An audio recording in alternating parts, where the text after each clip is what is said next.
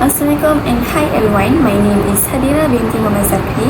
My number matric is 1242412. So today I will present on the topic RIBA in banking and financial system.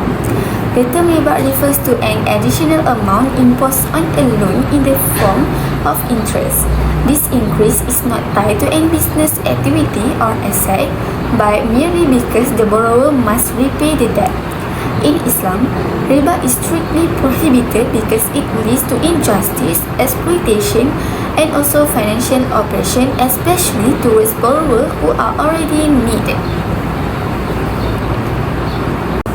So now I will explain about Quranic evidence on the prohibition of riba.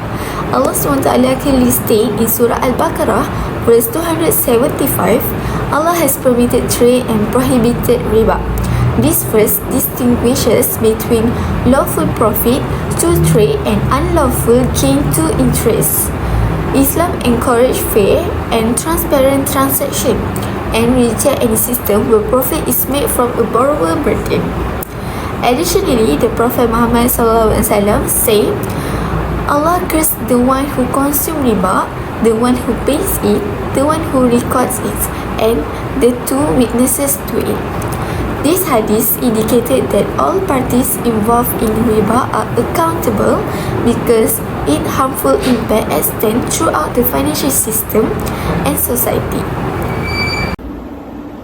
Assalamualaikum warahmatullahi wabarakatuh. My name is Ainur Irdina binti Fajar. My number matric is 1242405. Okay, so next I will explain about the type of riba.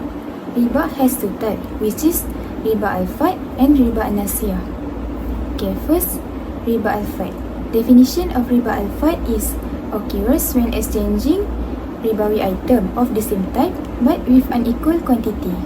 For example, first, exchanging 1 gram of gold for 2 gram of gold. Another example is exchanging 1 kg of wheat for 1/5 kg of wheat. Second, riba al-nasiyah. Definition of riba al-nasiyah is extra payment or increase due to delay in payment or time extension. For example, borrow RM100 must repay RM130 because of delayed payment. This because interest will charge when extending the loan period. Assalamualaikum. My name is Nurul Amrah binti Samsi. My number matric is 1242404. Now, I want to talk about the difference of conventional banking and Islamic banking.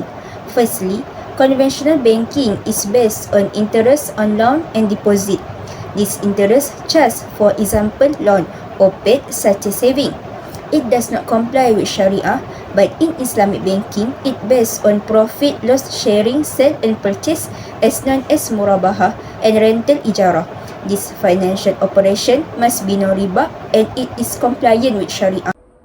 Assalamualaikum warahmatullahi wabarakatuh. My name is Nur Alia Sofia binti Rosli. My matric number 1242415. In conclusion, riba is strictly prohibited in Islam because it leads to injustice and economic imbalance. The conventional banking system, which is based on interest, places a heavy financial burden on borrowers as their debts continue to increase over time. Islam, on the other hand, offers a complete and ethical financial system that promotes fairness, transparency, and social justice. For Islamic solution in the financial system, Islam provides various riba-free financial instruments such as mudharabah and musyarakah, which are based on profit and loss sharing. Murabahah and buy bitaman ajil (BBA) as alternative to interest-based loan to trade transaction. Ijarah, which refers to Sharia-compliant leasing. In addition, zakat, waqaf, and qabdu hasan play an important role in helping those in need without exploitation.